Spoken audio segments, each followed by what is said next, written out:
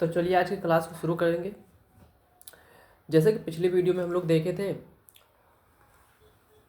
Project tiger के बारे में। प्रोजेक्ट टाइगर क्यों लाया गया, प्रोजेक्ट टाइगर लाने का उद्देश्य क्या था, प्रोजेक्ट टाइगर से क्या बाघों की संख्या में वृद्धि हुई या नहीं हुई। तो जैसा कि हम लोग देखे थे कि जब प्रोजेक्ट टाइगर लाया गया पर्यावरण वन एवं वन जलवायु मंत्रालय के द्वारा, तो बाघों की संख्या में निरंतर वृद्धि हुई। इसी को देखते हुए भारत सरकार जीवों के संरक्षण के लिए निरंतर अनेक परियोजनाओं को लागू की। उसी परियोजना में जैसे कि बाघ परियोजना था, उसी परियोजना में हम लोग आगे बढ़ेंगे। तो आज हम लोग देखेंगे हाथी परियोजना, एलिफेंट रिजर्व। तो आज का जो हम लोग का टॉपिक रहेगा वो बाघ परियोजना से हट के एलिफेंट रिजर्व की ओर रहेगा या हाथी परियोजना की ओर रहेगा। क्योंकि पिछले वीडियो में हम लोग बाघ परियोजना को पढ़ चुके थे, जहाँ शायद एक थोड़ा सा मिस्टेक था। रातापानी टाइगर रिजर्व में, जो कि भारत का 57वां टाइगर रिजर्व है, वो छत्तीसगढ़ में नहीं मध्य प्रदेश में था। और शायद पिछली वीडियो में गलती से छत्तीसगढ़ निकल गया था, जहाँ तक हमको लगता है। बाकी हम लोग इस वीडियो में हम उस गलती को सुधार दे रहे हैं। जो रातापानी टाइगर रिजर्व है वो मध्य प्रदेश में है। तो फिलहाल इस गलती को हम स्वीकार किए और अभी बता दिए, तो आप लोग भी सही कर लीजिएगा। अब हम लोग आगे टॉपिक में बढ़ेंगे। तो हम लोग इस टॉपिक में देखेंगे हाथी परियोजना के बारे में। तो ये बाघ परियोजना से मिलता जुलता परियोजना प्रोजेक्ट है। याद रखिए, हाथी परियोजना और बाघ परियोजना ये दोनों मर्ज परियोजनाएं हैं, जुड़ी हुई परियोजना है, जहाँ एक दूसरे के अंतर संबंध से ही दोनों परियोजनाएं लागू हो पाई। तो अभी वाली जो वीडियो हम लोग देखेंगे आज की, उस वीडियो में हम लोग देखेंगे प्रोजेक्ट टाइगर, वो प्रोजेक्ट एलिफेंट अर्थात बाघ परियोजना। तो एक बार हम लोग इस बात पे भी चर्चा कर लेते हैं कि कोई भी परियोजना लाने का उद्देश्य क्या होता है। तो याद रखिए, कोई भी परियोजना हो वो पर्यावरण वन एवं वन्य जीवों के संरक्षण के लिए लाया जाता है। जैसे अगर हम लोग ध्यान से देखें तो जब बाघों की संख्या निरंतर कम हो रही थी, जब 2006 में 14 से 11 के आसपास पहुंच गया था, और हम लोग देखें कि लगातार बाघ परियोजना भारत सरकार के द्वारा लाया गया, केंद्र सरकार के द्वारा लाया गया, जो कि पर्यावरण वन एवं जलवायु मंत्रालय के द्वारा लागू किया गया था। तो वो संख्या बढ़ के 2023 में 3000 के समथिंग था। तो जो परियोजनाएं लाई जाती है, परियोजना के माध्यम से जीव जंतुओं की जो संख्या होती है उन पर निरंतर वृद्धि होती है, क्योंकि उस पर केंद्र सरकार का नियंत्रण होता है। ठीक उसी प्रकार आज हम लोग देखेंगे हाथी परियोजना। तो हाथी परियोजना का भी वही उद्देश्य रहेगा। हाथी परियोजना में देखेंगे कि लाने का उद्देश्य क्या था, क्या इससे लाभ हुआ या नहीं हुआ, क्या हाथी परियोजना लाने पर हाथियों की संख्या में वृद्धि हुई या नहीं हुई। अगर हाथियों की संख्या में वृद्धि हुई तो भारत में कुल कितने हाथी हैं, या सबसे ज़्यादा हाथियों वाला राज्य कौन सा है, यहाँ भारत में कुल कितने हाथी रिजर्व हैं। तो ये सारे टॉपिक जो है हम लोग के दिमाग में आएंगे, उसको हम देखते हुए आगे बढ़ेंगे, जो कि यूपीपीसीएस के एग्जाम के दृष्टिकोण से या आईएएस के एग्जाम के दृष्टिकोण से इंपॉर्टेंट होता है। क्योंकि ये पारिस्थितिकी पर्यावरण का एक चैप्टर है, जहाँ से 12 से 15 या 18 क्वेश्चन के समथिंग क्वेश्चन आता है एनवायरनमेंट से। और परियोजनाएँ आती हैं जहाँ 4 कॉलम दिया जाता है और परियोजना के आगे सन दिया जाता है। जैसे बाघ परियोजना कब चला, एनटीसीए, तो 1973। हाथी परियोजना कब होगा, तो अभी 1992। यह पूछ लेगा कि चलिए बताइए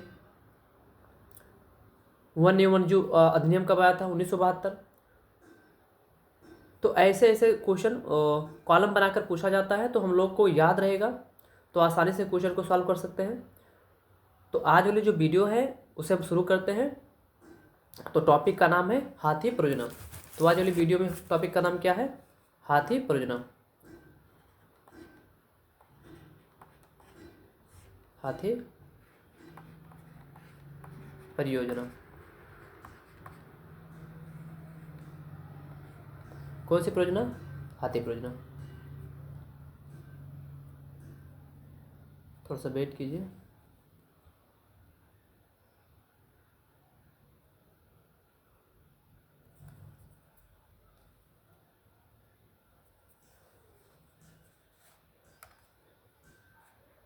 चलिए, तो कौन सी परियोजना, हाथी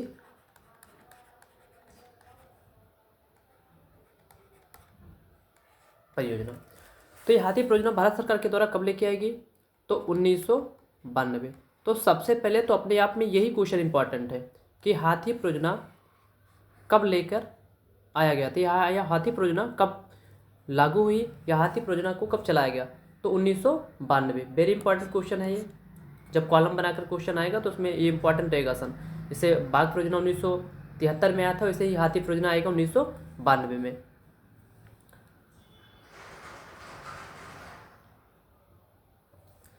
आगे ध्यान से अगर हम लोग देखें तो इसका उद्देश्य, याद रखिए हर एक परियोजना का अपना एक उद्देश्य होता है और अंत में उसका कुछ ना कुछ निष्कर्ष निकलता है। जैसे बाघ परियोजना में देखे थे, बाघों की संख्या 1411 से बढ़ के 3000 के समथिंग पहुंच गई थी। तो इससे पता चलता है कि जहाँ बाघ परियोजना था वो बहुत हद तक सफल परियोजनाएं थी। वैसे ही अगर हम लोग देखें हाथी परियोजना को, तो हाथी परियोजना जो था 1992 में लाया गया। किसके द्वारा लाया गया? याद रखिए, पर्यावरण, वन एवं जलवायु परिवर्तन मंत्रालय के द्वारा। किसके द्वारा लाया गया? तो पर्यावरण एवं जलवायु परिवर्तन मंत्रालय के द्वारा लाया गया। इसका उद्देश्य क्या था? तो इसके उद्देश्य में हम लोग देखें ध्यान से, तो याद रखिए अगर हम लोग देखें तो एक शब्द आता है आइवरी। आइवरी वेरी इंपॉर्टेंट शब्द है आइवरी। हाथियों की संख्या कम होने में सबसे महत्वपूर्ण ये शब्द वाली है आइवरी। अब याद रखिए आइवरी क्या होता है, क्या है आइवरी?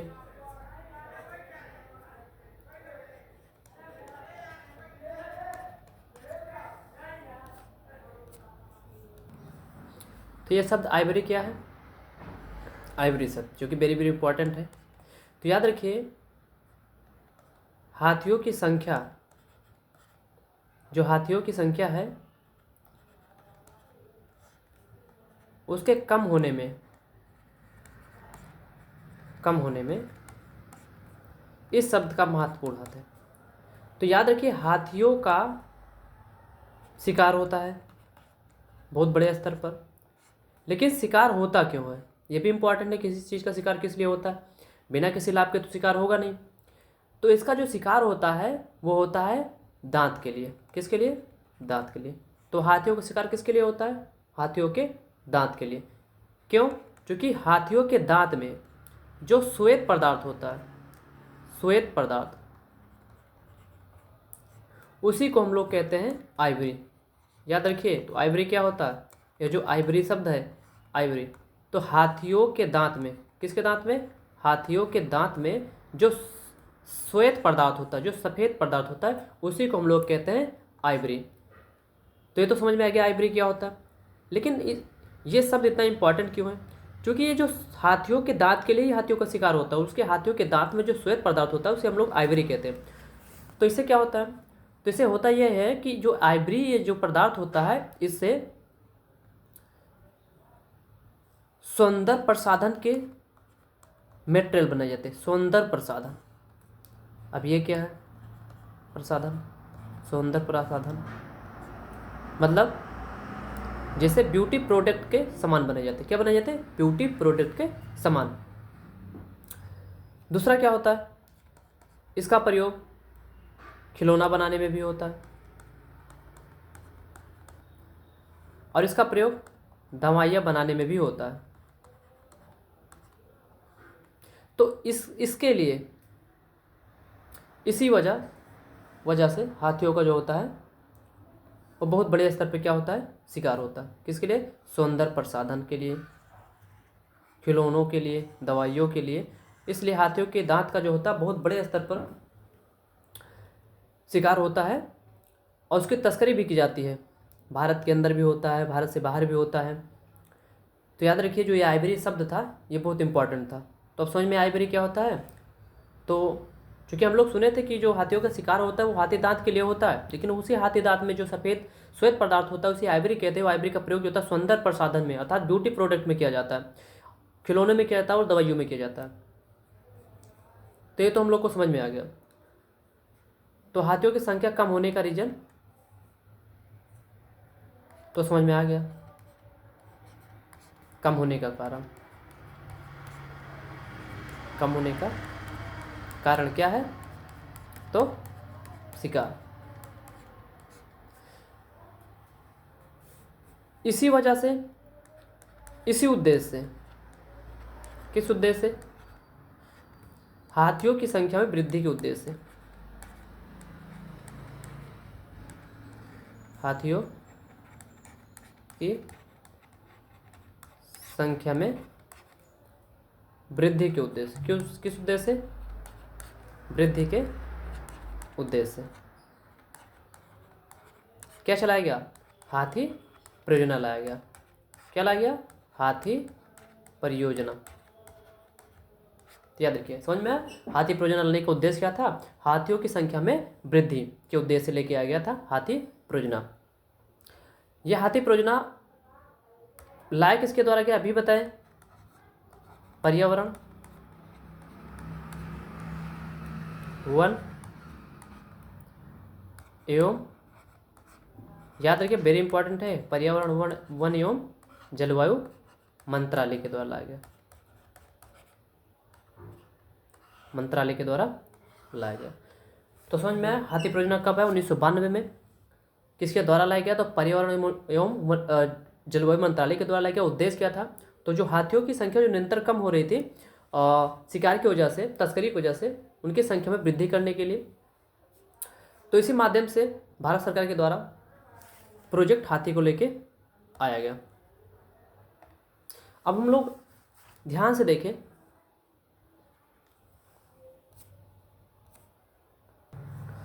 तो अगर हम लोग ध्यान से देखें तो पर्यावरण,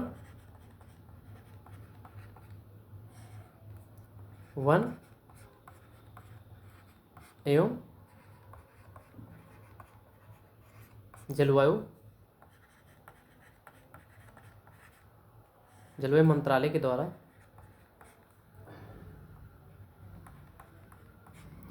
12 अगस्त 2017 को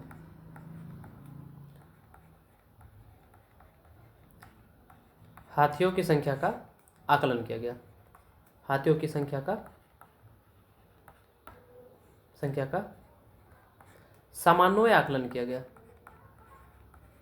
कैसा आकलन? समन्वय आकलन।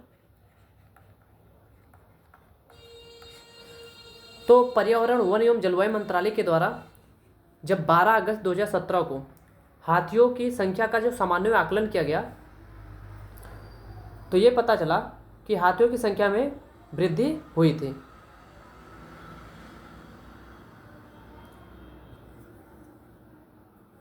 वृद्धि हुई थी। तो सबसे ज़्यादा हाथियों की संख्या हम लोग को कहाँ देखने को मिली? तो हाथियों की संख्या के मामला में सबसे ज़्यादा जो संख्या थी किसके रिपोर्ट के अनुसार?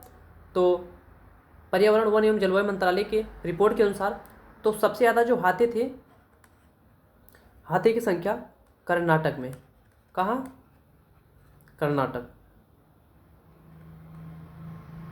कर्नाटक में। इसके बाद कहाँ?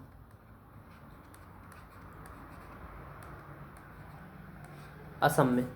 इसके बाद कहाँ? केरल में। तो याद रखिए सबसे ज़्यादा हाथी कहाँ है? तो सबसे ज़्यादा जो हाथी है वो कहाँ पाई जाती है? किसके रिपोर्ट के अनुसार? पर्यावरण वन एवं जलवायु मंत्रालय की रिपोर्ट के अनुसार जो सबसे ज़्यादा हाथी है वो हाथी पाई जाती है कर्नाटक में,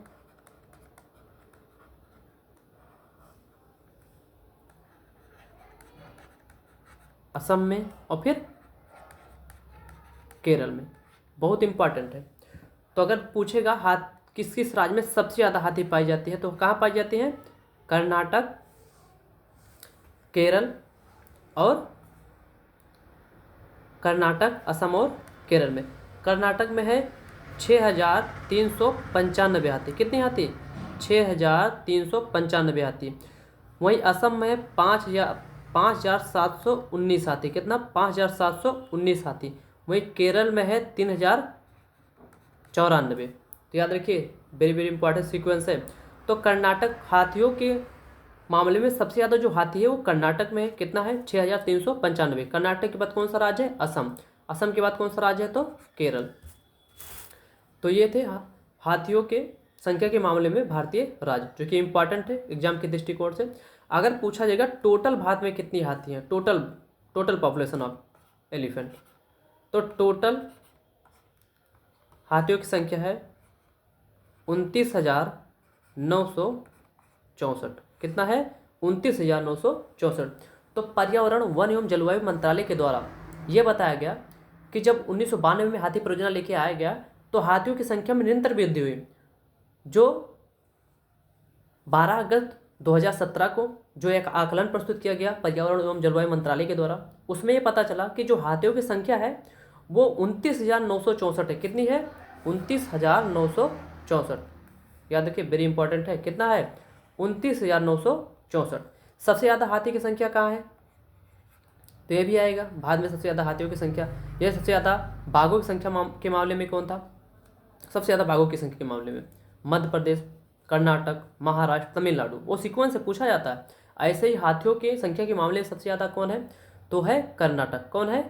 कर्नाटक। कौन हो जाएगा? कर्नाटक। कर्नाटक के बाद कौन हो जाएगा? असम। कौन सा हो जाएगा? असम। और असम के बाद कौन हो जाएगा? केरल। तो याद रखिए, वेरी वेरी इंपॉर्टेंट है। तो हाथियों की संख्या के मामले में भारत में सबसे ज़्यादा जो हाथियाँ पाई जाती है वो पाई जाती है कर्नाटक में। फिर कहाँ पाई जाती है? पहले नंबर पर कौन है? कर्नाटक। दूसरे नंबर पर कौन है? असम। और तीसरे नंबर पर कौन है? केरल। तो कर्नाटक, असम और केरल। कर्नाटक में कितना? 6,395। असम में कितना? 5,719। केरल में कितना? 3,094। और टोटल भारत में कितनी है? तो टोटल भारत में है 29,964 हाथी। याद रखिए, ये था हाथियों की संख्या, या हाथियों के सर्वे के हिसाब से, आकलन के हिसाब से इतनी संख्या भारत में है।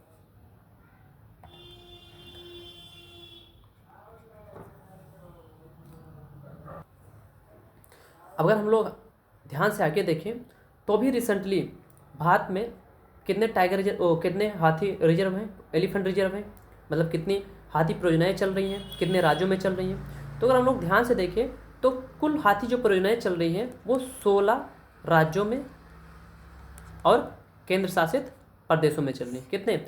16 राज्य और केंद्र शासित प्रदेशों में हाथी परियोजनाएं चल रही हैं। तो प्रेजेंट टाइम में भारत कितने राज्यों में? 16 राज्यों और केंद्र शासित प्रदेशों में हाथी परियोजना चल रही है।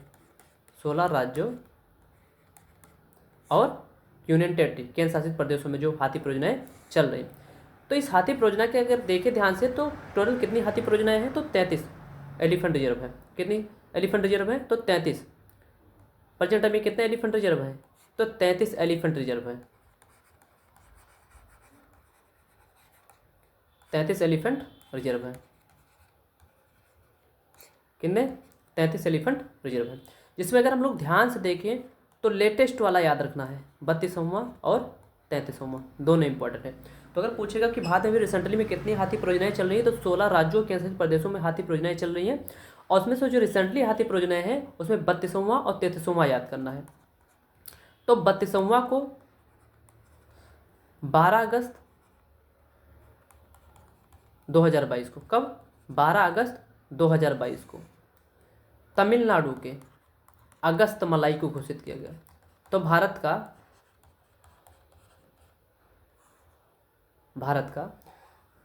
32वां टाइगर रिजर्व कौन सा है? तो भारत का जो 32वां टाइगर रिजर्व है वो 12 अगस्त 2022 को तमिलनाडु के अगस्त मलाई राष्ट्रीय उद्यान को ही भारत का हाथी रिजर्व घोषित किया गया, अर्थात एलिफेंट रिजर्व घोषित किया गया। अगर हम लोग ध्यान से देखें तो 33वां कौन सा है? तो 33वां है यूपी का। यूपी का कौन सा? तो याद रखिए, यूपी का दुधवा टाइगर रिजर्व को, कौन सा tiger reserve? Dudhwa tiger reserve plus Pilibhit tiger reserve. किसको? Pilibhit tiger reserve. तो उत्तर प्रदेश के दुधवा टाइगर रिजर्व और पीलीभीत टाइगर रिजर्व को मर्ज करके बनाया गया है 33वां टाइगर रिजर्व। तो याद रखिए, ये इंपॉर्टेंट है, एक बार फिर से देख लिया जाए। तभी बताएं कि भारत में टोटल कितने राज्यों में हाथी परियोजनाएं चल रही हैं? तो 16 स्टेट और प्लस केंद्र शासित प्रदेशों में। अगर हम लोग ध्यान से देखें तो हाथी की संख्या मामले कौन से राज्य क्रमशः किस प्रकार हैं, तो सबसे पहले है कर्नाटक, असम और केरल। इसके बाद हम लोग देख रहे हैं कि भारत का रिसेंटली एलिफेंट रिजर्व तो 32वां और 33वां। अगर हम लोग 32वां देखेंगे तो 32वां जो एलिफेंट रिजर्व है वो है तमिलनाडु के, कहाँ, यहाँ तमिलनाडु के, TN मतलब तमिलनाडु, कहाँ, तो तमिलनाडु के अगस्त मलाई में, कहाँ, अगस्त मलाई। तो तमिलनाडु का जो अगस्त मलाई है ये भारत का 32वां एलिफेंट रिजर्व है। कब घोषित किया गया इसे, 12 अगस्त 2022। अगर वही देखें कि 33वां टाइगर रिजर्व, 33वां टाइगर रिजर्व, तो 33वां टाइगर रिजर्व है यूपी में, कहाँ है, यूपी, कहाँ है, यूपी में, यूपी में। किसे किसे मिलाकर बनाया गया, तो ये 2 टाइगर रिजर्व को मिलाकर बनाया गया। एक तो है दुधवा टाइगर रिजर्व और एक है पीलीभीत टाइगर रिजर्व। याद रखिए, वेरी इंपॉर्टेंट क्वेश्चन है, Pilibhit tiger reserve, Pilibhit tiger reserve. कौन सा tiger reserve, Pilibhit tiger reserve. 33वां किसे से, तो दुधवा टाइगर रिजर्व और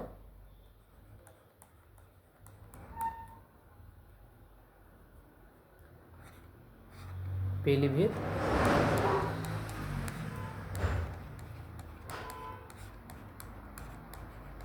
टाइगर रिजर्व। इन दोनों को मिला के भारत का 33वां टाइगर रिजर्व घोषित किया गया अर्थात बनाया गया। इसी क्रम में अगर हम लोग आगे बढ़े तो हाथी संरक्षण के उद्देश्य से, हाथियों के संरक्षण के उद्देश्य से, हाथियों के संरक्षण के उद्देश्य, किसके उद्देश्य से, तो हाथियों के संरक्षण के उद्देश्य से भारत सरकार के द्वारा, भारत सरकार के द्वारा अर्थात पर्यावरण, वन एवं जलवायु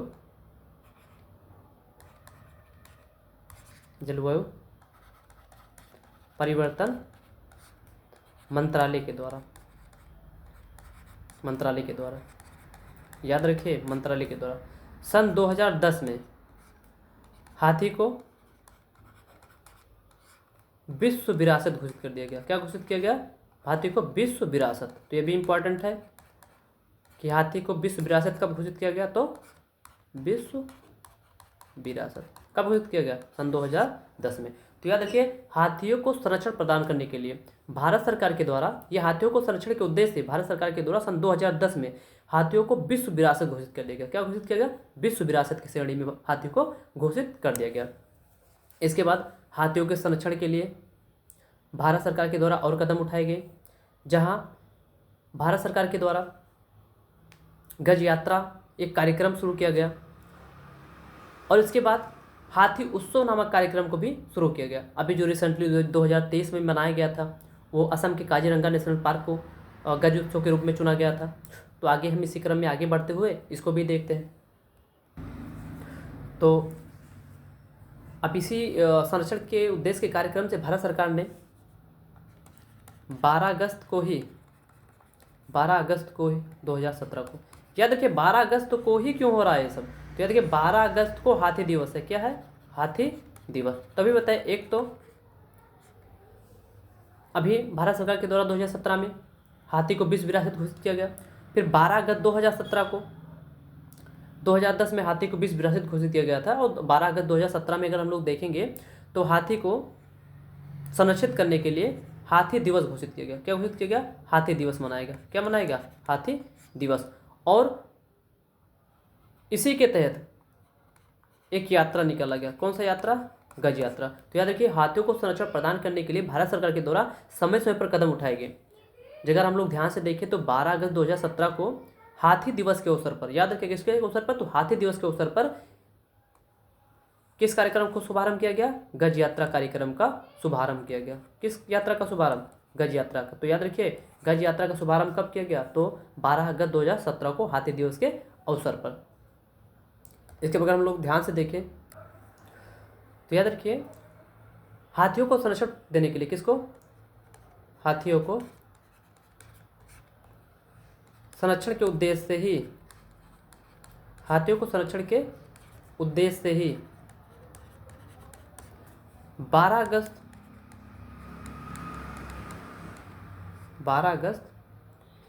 2017 को, याद रखिए 12 अगस्त को ही क्यों हर कार्यक्रम चला जा रहा? तो याद रखिए 12 अगस्त को हाथी दिवस है। क्या है? हाथी दिवस। तो याद रखिए, हाथियों को संरक्षण देने के लिए, किसको? हाथियों को संरक्षण देने के लिए भारत सरकार के द्वारा अर्थात पर्यावरण वन एवं जलवायु मंत्रालय के द्वारा 12 अगस्त 2017 को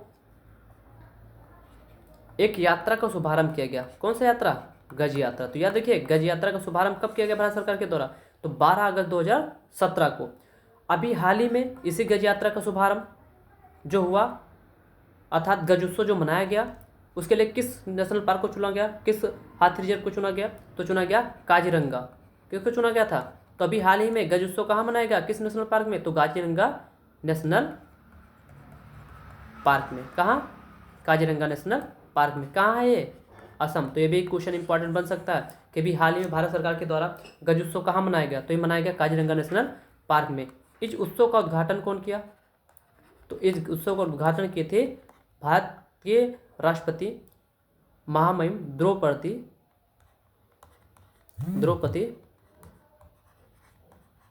मुर्मू जी। कौन किया था? द्रौपदी मुर्मू जी की थी। कौन किया था? द्रौपदी मुर्मू जी। इसी कार्यक्रम में हम लोग आगे बढ़ते हुए देखेंगे तो एक वेरी इंपॉर्टेंट क्वेश्चन ये भी बनता है कि भी हाल ही में पेटा के द्वारा, किसके द्वारा? पेटा के द्वारा और बनेरघाटा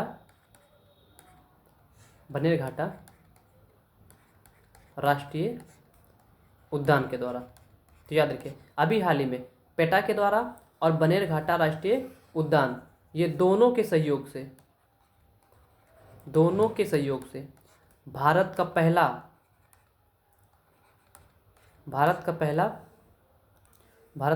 हाथी अभ्यारण्य बनाया जा रहा है। क्या बनाया जा रहा है? भारत का पहला हाथी अभ्यारण्य।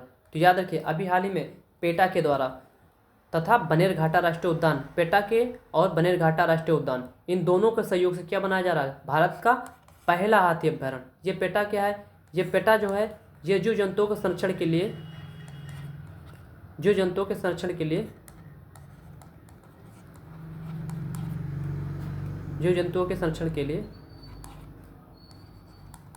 काम करता है। तो पेटा क्या है?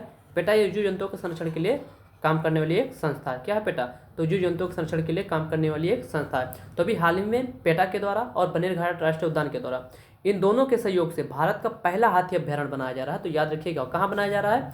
तो बेंगलुरु के पास। कहाँ? बेंगलुरु के पास। तो हम लोग आज वाली क्लास को यहीं पर रहने देते हैं। आगे वाली क्लास में हम लोग और आगे बढ़ते हुए इसी हाथी परियोजना को, जो बचे हुए टॉपिक हैं या जो कुछ बच गया उसे देखेंगे, और इसके बाद अगले टॉपिक में हम लोग देखेंगे भारत सरकार के द्वारा चलाया गया या पर्यावरण वन एवं जलवायु मंत्रालय के द्वारा चलाया गया जो अन्य कार्यक्रम, जैसे गिद्ध संरक्षण कार्यक्रम है, सार्क कार्यक्रम है, तो ये सब देखेंगे। तो आज के लिए बस इतना ही, बाकी हम लोग अगली क्लास में देखते हुए आगे बढ़ेंगे।